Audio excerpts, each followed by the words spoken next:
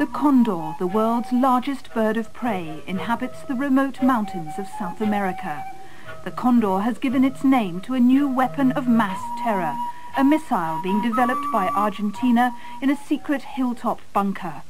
But the condor will fly not only in South American skies, but over the deserts of the Middle East, where Egypt and Iraq are Argentina's collaborators in the project.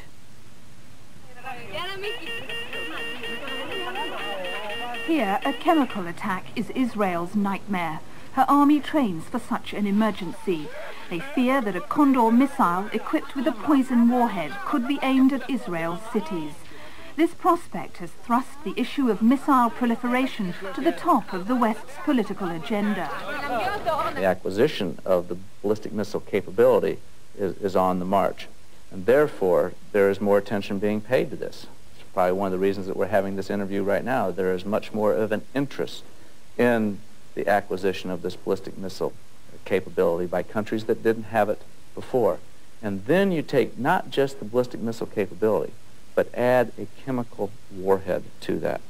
And the two, unfortunately, are beginning to merge. And by having a chemical capability on the top of a ballistic missile, you have real problems and a potential for real destabilization regionally as well as globally. This is the story of a top-secret missile named the Condor, a weapon which could revolutionize warfare here in the Middle East, where two countries, Iraq and Egypt, are building this missile. The Condor was conceived and developed in Argentina, and it could pose a threat to the Falkland Islands and to Britain's interests too. The West has tried to stop what it fears will be a deadly marriage between chemical weapons and rocket technology. But the Condor is well down the road towards completion, thanks to European companies and European scientists, prepared to risk the consequences of selling their expertise to build this missile.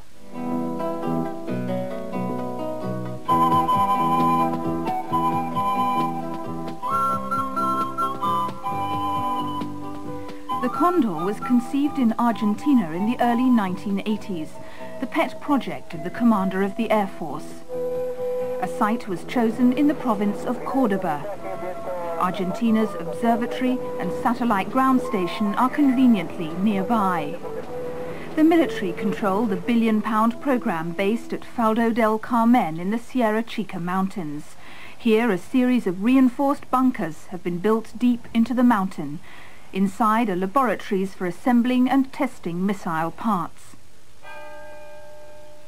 According to locals like Pascual Suez, who was a labourer on the site, the works director was a German. It was widely known locally that Faldo del Carmen was a missile factory. The building work started with moving earth, then laying the foundations.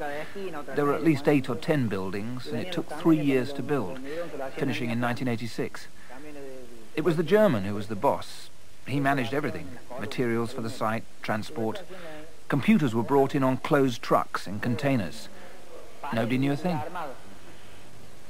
The nearby resort town of Alta Gracia saw an influx of foreigners, engineers and scientists brought in to provide the technical know-how and logistical support to build the missiles. Up to 150 people from Germany, France and Italy arrived. Many of them stayed in the Sierras Hotel, according to the works manager there. We didn't have any contact with them. We just saw them around. They used to leave at 7 in the morning by coach to work at Faldo del Carmen. We knew they were scientists because they wore identity cards. The order to put them up in the hotel came from the presidential palace, from Buenos Aires. In 1985, the Argentinians displayed an early version of the Condor 1A, at the Paris Air Show. They claimed it was for civilian uses, for meteorological research. Since then, this prototype's been developed into a missile, the Condor 2. Condor 2 is a ballistic missile fired from a ground-launch vehicle. It has a 2-stage rocket to be powered by solid fuel motors. The missile's guidance system is preset before launch, and at the back, fins and nozzles help control the flight direction. After launch, the first stage falls away. The second stage propels the rocket on. Condor can carry a warhead of up to 500 kilos. It has a range of 1,000 kilometers and is accurate to within 750 meters. If you take a missile that, say, has a range of 1,000 kilometers, it could very easily be adjusted through engineering devices to take the range from 1,000 kilometers to 1,500 kilometers or 2,000 kilometers or 2,500 kilometers. And then you have countries that possess these weapons really having potential to destabilize much beyond the region. It concerns me about the Condor missile as well as other missiles that have this capability. Theoretically, Condor could carry a nuclear warhead, but's more likely to have a chemical or explosive warhead. A chemical warhead is simple to make, an outside casing containing, for example, a nerve agent and a bursting charge to disperse the contents. But Argentina is developing a high explosive, a state-of-the-art conventional warhead for Condor. As the missile nears its target, fuel explodes, creating temperatures of 2,000 degrees, suffocating people on the ground. Submunitions, small bomblets spray out, devastating strategic installations. Such a warhead might be aimed at Port Stanley or the Falklands runway. We have to consider that it might be used against the Falklands. It would be a very stupid weapon with which to pursue a claim to the Falklands. But it's again another example in a region which isn't inherently stable of something that may start up a dangerous arms race which may lead who knows where. It has two other aspects which are worrying. First, that it might get sold into other markets around the world because all these countries are short of real money and potentially there's a danger of them selling it to anybody who can pay.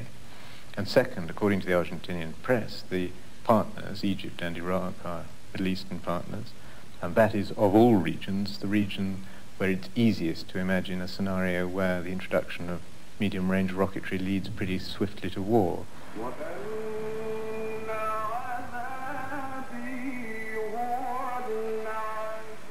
The Middle Eastern connection was established in 1984. By then, Argentina was running short of money, and Egypt, in partnership with Iraq, offered financial support. Abu Ghazala, Egypt's defense minister, and a man committed to the expansion of his country's armaments industry, sent a delegation to Buenos Aires to negotiate a deal.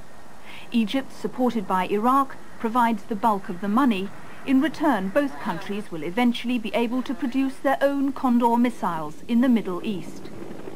Abu Ghazala himself oversees the Egyptian production of Condor at Factory 17, a military site north of Cairo. Documents obtained by Panorama reveal for the first time the agreement between Argentina and Egypt on the BME, Ballistic Missile Egypt Programme, another name for Condor. This letter to Abu Ghazala from Raul Thomas of the Argentinian Defense Department refers to the cooperation between the two countries. A second letter confirms contracts have been signed. Intelligence sources fear that Iraq's participation in the Condor project is linked with her interest in chemical warfare. These pictures were taken at Halabja, the Kurdish town captured last year by Iran in the Gulf War. Iraqi jets dropped nerve agents and mustard gas on the people. When the poison clouds cleared, hundreds of bloated bodies littered the streets. Condor could drop hundreds of kilos of deadly nerve gas on civilians. Iraq has shown its willingness to use not only chemical weapons, but missiles too. Scud rockets were fired against Iran in the Gulf War.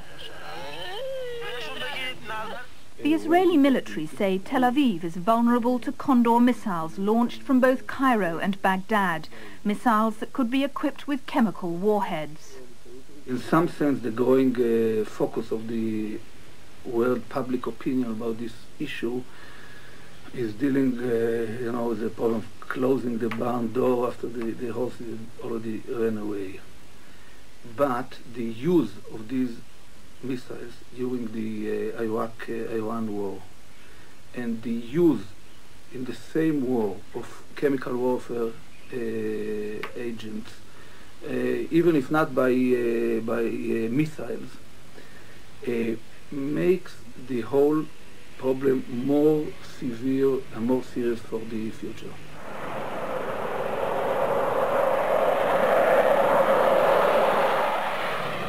Until now, the Israeli Air Force has reigned supreme in the skies of the Middle East, but Condor could change that. The missile flies 7 times faster than a jet fighter. As yet, there's no real defense against it, no Star Wars shield, except to build more missiles to retaliate with. Though Israel won't admit it, she has developed her own missile capability.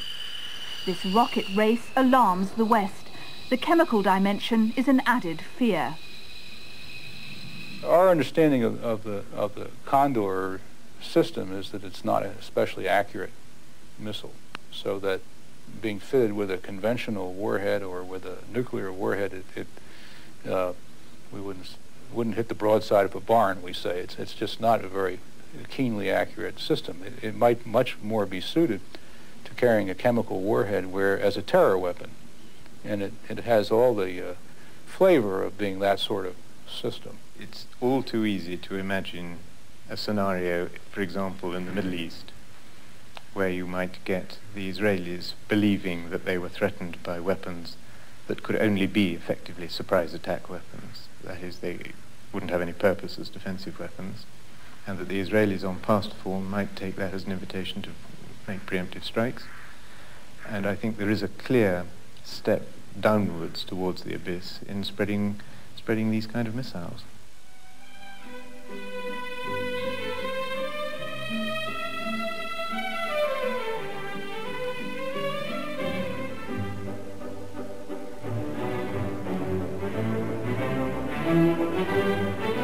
The Condor story begins in 1980 on the shores of a Swiss lake. This is Zug, a peaceful canton which owes its prosperity to discreet Swiss banking. From here, a group of companies affiliated to the German conglomerate Bohlen Industries provided technology for the Condor project. Outside a large house above the lake, signboards proclaim the home of Consen SA, its sister company EFAT and subsidiary Desintec. Consen's staff are somewhat shy of publicity. Excuse me, I wonder if you can give me any information about this company, Consen. I can't give you any information, I'm sorry. Consen's headquarters in Zug are at the heart of a network of companies set up to service the Condor project. Companies in Argentina, Germany, Monaco, Austria, Jersey, even one in England. For 7 years now, intelligence agencies in Britain, America and Israel have been trying to piece together the jigsaw of the Consen connections, to find out exactly how Western missile technology is being diverted to build the Condor. Opposite Consen's office lives the man behind the company, Helmut Reiser, a German engineer. He was at home when we tried to ask him about Condor. He didn't seem keen to speak to us either. Mr. Reiser has extensive contacts in Argentina. He set up the original Condor deal. Intelligence sources call Reiser and his colleagues techno-mercenaries, men willing to sell their expertise for the highest price. They're obeying the oldest commandment in the arms market, which is that if you don't sell, somebody else will. If there's money to be made, I might as well be the one to make it. That's the general attitude. And clearly that's what was happening here. In all their public statements, the individuals who are supposed to be involved have always said that what they do with the missile isn't our business. In the letters confirming the cooperation between Egypt and Argentina on the Condor missile deal, EFAT, Consen's sister company, is named as general contractor.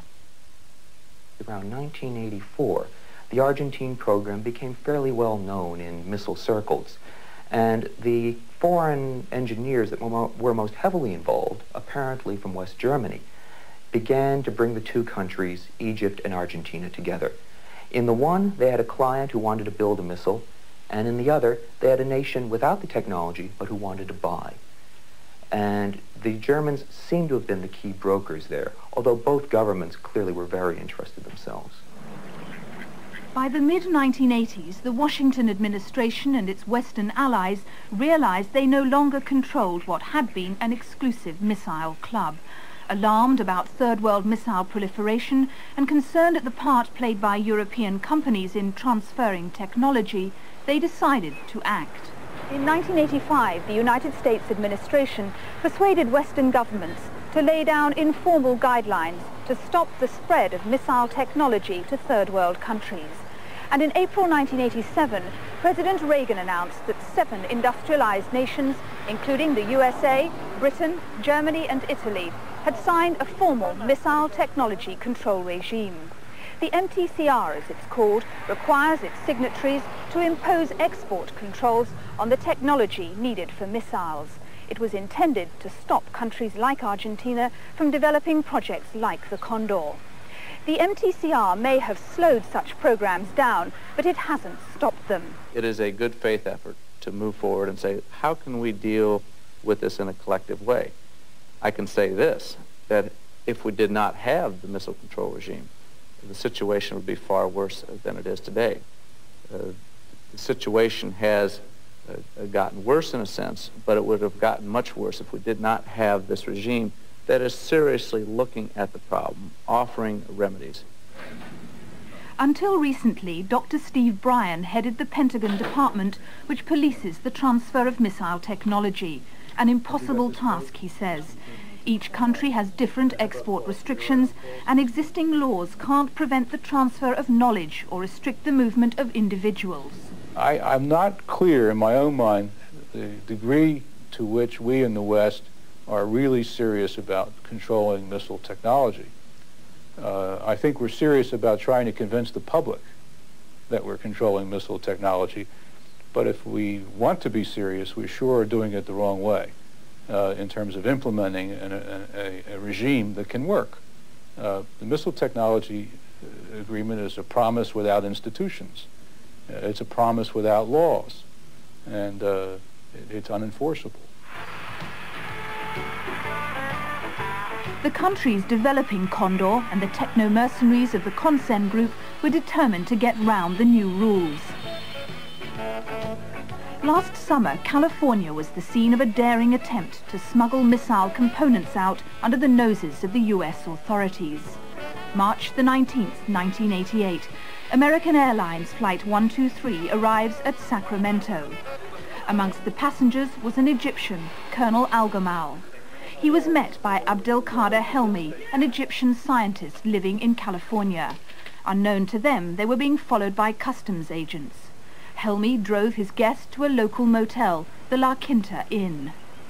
Customs had a tip-off that Abdelkader Helmi was smuggling missile parts to Egypt. He was a rocket scientist with Aerojet, a company involved in the US space program. Helmi was using his security clearance and access to classified information without the knowledge of his employers. Helmi lived in the hills above Sacramento. Agents who followed him there the afternoon Al-Gamal arrived saw Helmi storing several large cardboard boxes in his garage.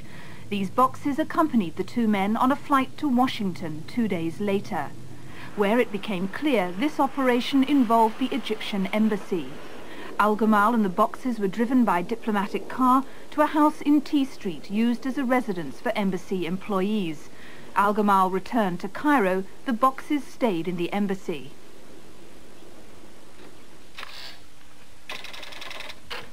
A court order allowed customs to tap Helmi's phone.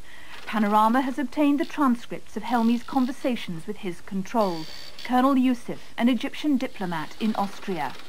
Helmi complained the shipping clerk at the Egyptian embassy was asking awkward questions. I told him these items are controlled. They can't be exported outside the USA. I told him if they knew I'm buying it to export, I'll be thrown in jail. I said to him we're acquiring the material for a special purpose and no one knows about it except the minister. The minister is believed by intelligence sources to be a reference to Abu Ghazala, Egypt's defense minister. Phone taps, surveillance and a painstaking examination of Helmi's dustbins revealed an extensive shopping list of chemical and technical components. In the words of one expert, a complete package to build or upgrade a tactical missile system. The companies that Helmi approached were unaware that the materials were destined for export for a third world missile program. The content of the boxes was revealed as carbon-carbon, a material that wraps around the missile's nose to protect it from the intense heat of re-entry.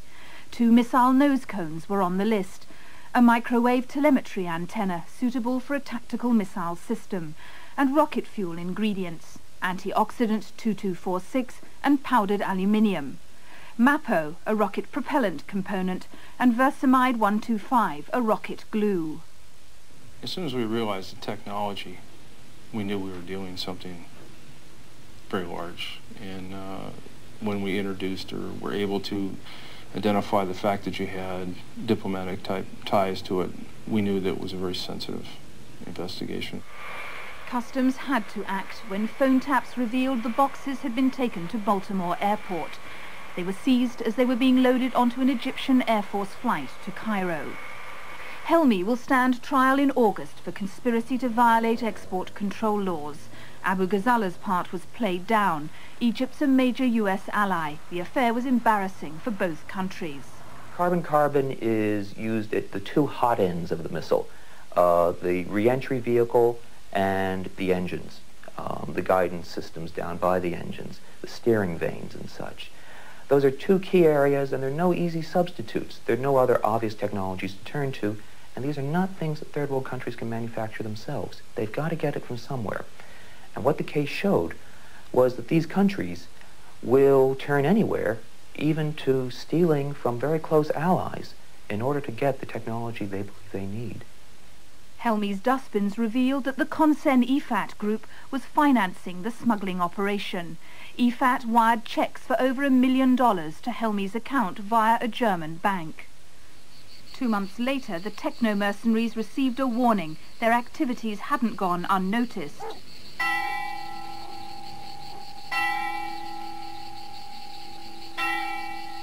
3 a.m. on May the 8th, 1988.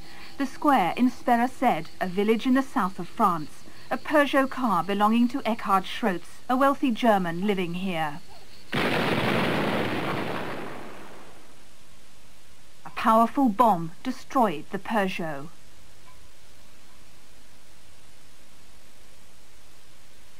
La voiture a littéralement explosé. The car literally exploded, and my car next to it caught fire. The police carried out an investigation, but we weren't told anything. Mr. Schrotz is a German businessman who's lived here quite a few years. He has a company called Consen, with a head office in Monaco. He was the real target of the attack. This is the home of Eckhard Schrotz. There are no pictures of this shadowy German engineer who took over from Helmut Reiser as Consen's general manager. Intelligence services say Schrotz is the Mr. Fix-It of the Condor project. An obscure group, the Guardians of Islam, said they planted the bomb because Schrotz sold rockets to Iraq, the enemy of Iran. But some believe Mossad, the Israeli Secret Service, was responsible. Whoever it was, the message was clear: stop the Condor project.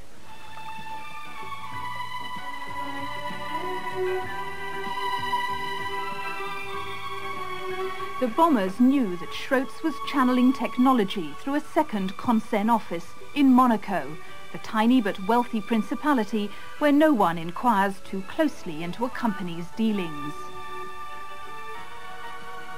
Schrotz entertained engineers and military officers from Argentina and from Egypt at the Beach Plaza Hotel. Condor clients prepared to pay many times the going rate for missile technology.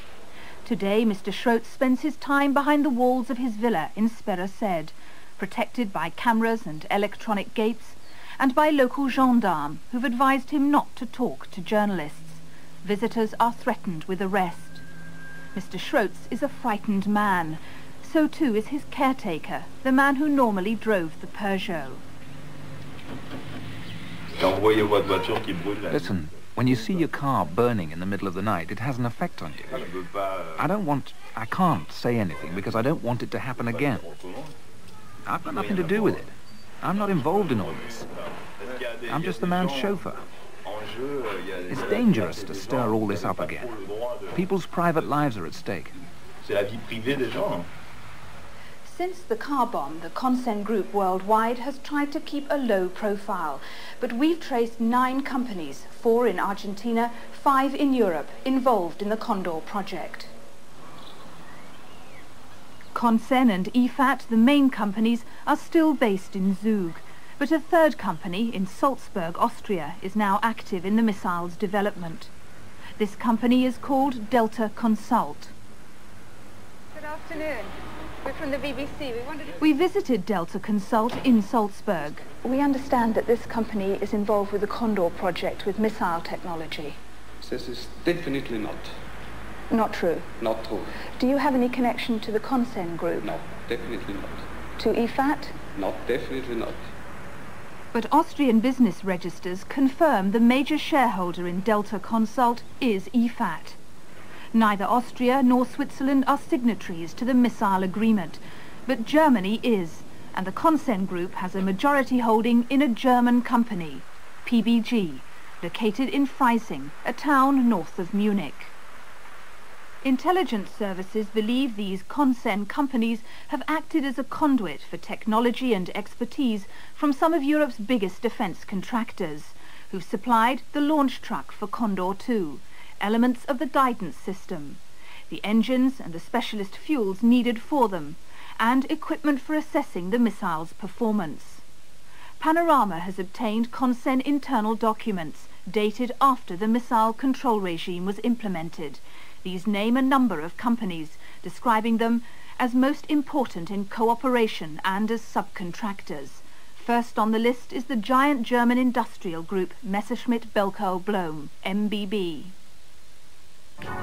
MBB, Messerschmitt Bölkow Blohm. Past achievements include the Me-108, an exemplary passenger plane built by Messerschmitt, the Me-109 fighter aircraft. MBB is Germany's largest aerospace group, a partner in the European Airbus, and one of NATO's chief contractors. The company, based in Munich, specializes in making missiles. When we first approached them, MBB told us they had worked on Condor I, a civilian project, but said they withdrew in 1985, concerned about its military applications. The German government backed their claim. Die deutsche Firma MBB. The German firm MBB withdrew from the Condor project back in 1985, after information had been obtained to the effect that the project had acquired a military dimension. The firm did what was correct under the circumstances. More recent checks by the German authorities do not indicate that this situation has changed, so it would be fair to say that nothing illegal has taken place.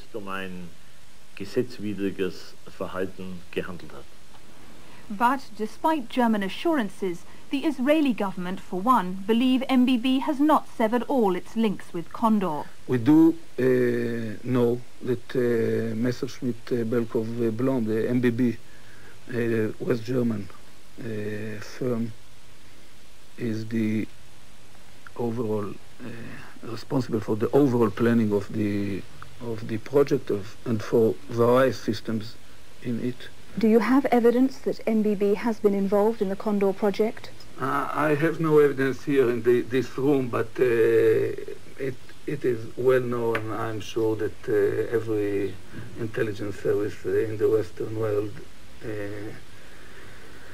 might find the evidence very easily.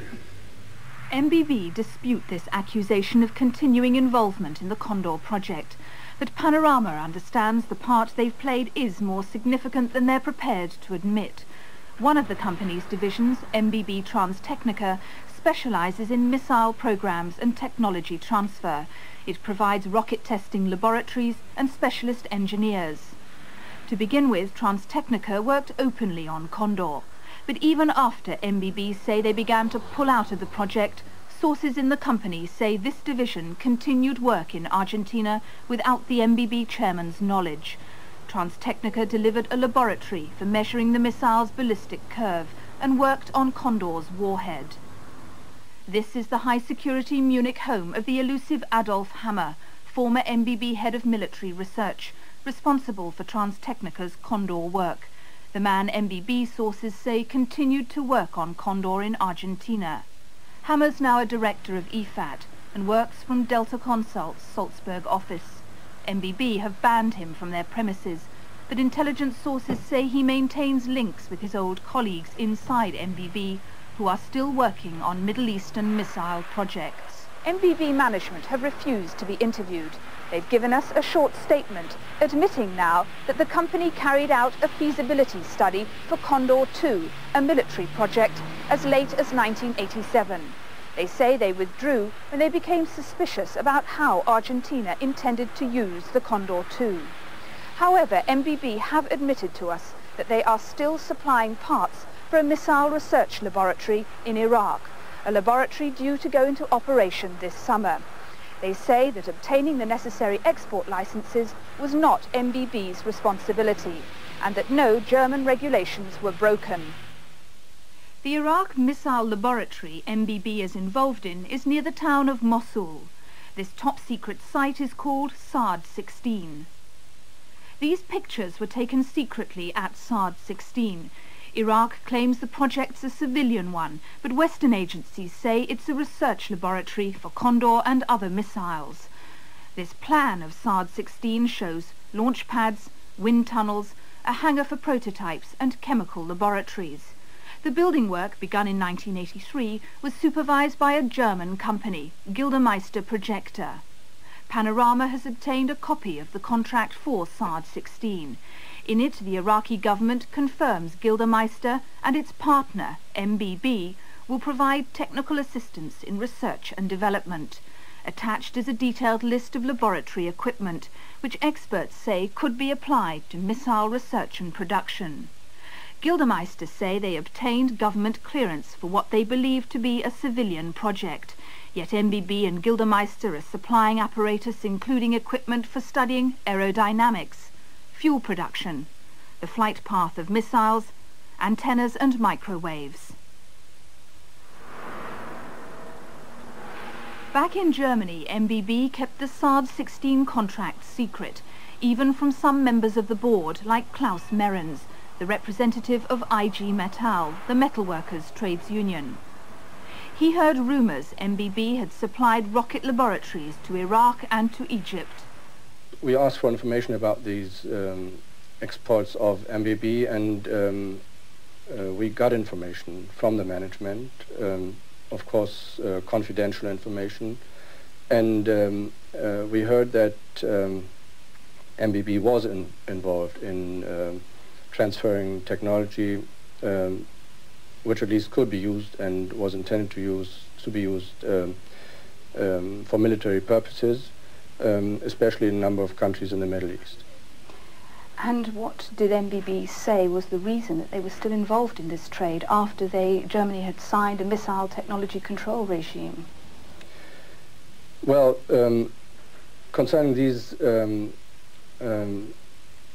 countries in the Middle East, they said that this again went back into the past and was not under responsibility of the present management, and they themselves felt concerned about that.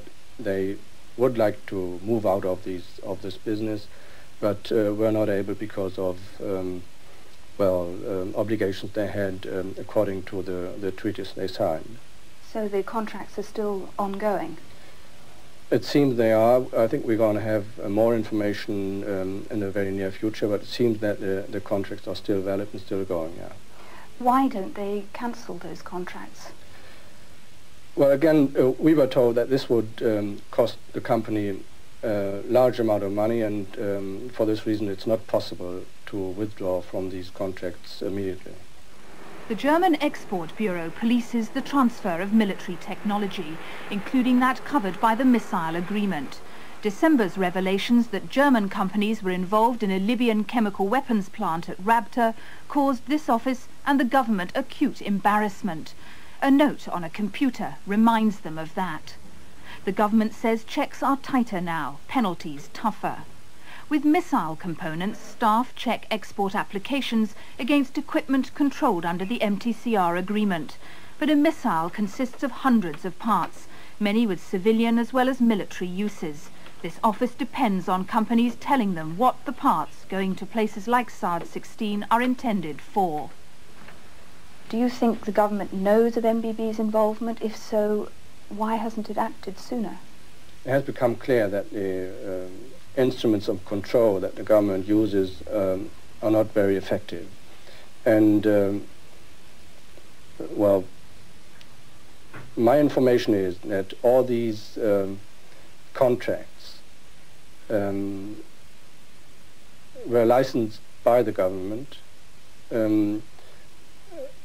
I don't know if the information the government received from MBB were well, detailed enough to make the right judgment, but I don't think that anything they transferred to those countries was really illegal. They feel very uncomfortable in the situation they have come in, and this is because they realize that even if the contract and the deal was legal, it's politically and morally a very doubtful business, and so I think it's correct to say that they violated the spirit of the German restrictions on arms exports, even if they got legal licenses. How far is it a question of political will in terms of stopping this kind of transfer? I think it's entirely a question of political will. I don't think we need a missile technology agreement to prevent these kinds of transactions. We need the governments to tell their major defense contractors not to do this sort of thing. If they did that, that would be the end of it. There's not a doubt in my mind that if the German government told MBB or any other German company that it didn't want them selling missile guidance systems or missile technology to Argentina or to Egypt or any place else, that they wouldn't sell it. On Inauguration Day, the Bush administration declared the control of missile technology one of their top priorities. In this, they're backed by Britain. Now the American Senate is pressing for sanctions against European companies which violate the missile agreement. Twice the US authorities have asked the German government for details of MBB's involvement in Condor, including the warhead. They're not yet satisfied with the answers. German companies have been named, the Messerschmitt company, for example. Are you, the US, prepared to pressure the German government to do something about that? We are very sensitive and very informed on this particular issue. And when it matters that concern to this proliferation of ballistic missile technology can be documented and established, there's no doubt about it that there will be communications. I can certainly appreciate any country that wants to advance exports, but to advance exports that, in fact, that are going to come back and to be detrimental to that country is really counterproductive to their national security interests. Not only the national security interests of that particular country, but the national security interests of the entire West. Well, it must be for the German government to take action. I think the German government and a number of other governments are taking all this now very seriously, so I have some reasonable hopes of that. We discuss with our partners in the MTCR regime such information as we have, but it must be for the individual governments concerned to deal with their own companies. Do you think that the German government has failed to take a tough enough line so far?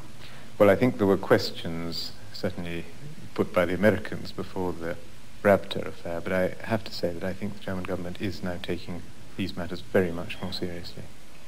The net is closing on the German Condor connection. Last Friday, 35 customs agents on the orders of the Munich Prosecutor's Department raided 2 MBB offices in Munich and Schrobenhausen and 7 other locations. They're now investigating the Condor and other missile projects. Investigators raided PBG too, looking for evidence to confirm their suspicions that this Consen subsidiary handled some of the Condor technology. And last month, Gildemeister was raided. Inquiries into its role in the Saad-16 Iraqi project continue. It's a critical time for MBB, which has been losing money. A lifeline's been offered in the form of a proposed merger with Daimler-Benz. The investigation is bound to affect that. The government now acknowledged that MBB may have been involved in Condor later than '85. But till the investigation's complete, officials stand by what they told us before the raid. According to our information, MBB does comply with the regulations. If it didn't, enormous damage would be done to the firm's reputation, and I wouldn't know anyone in the firm who would take such a risk. I can declare my trust in MBB, and I'd be pleased if other Western governments were in a position to say the same thing about their own firms under similar circumstances. 3, 2, 1, fire! The superpowers are destroying their missiles, but the Third World is intent on acquiring these tickets to political and military status. The Condor, with its chemical warfare potential, is the beginning of a new generation of terror weapons. Thanks to European engineers, the Condor II prototype will fly in the next year. Then it will be for sale, and the West cannot control who will buy it. A weapons technology that used to be the monopoly of a few great powers has become something for any country with the money and the inclination. Now there are about 25 third world countries trying to get exactly the same capabilities. And when they have that capability, the international balance of power will shift, and it'll shift forever.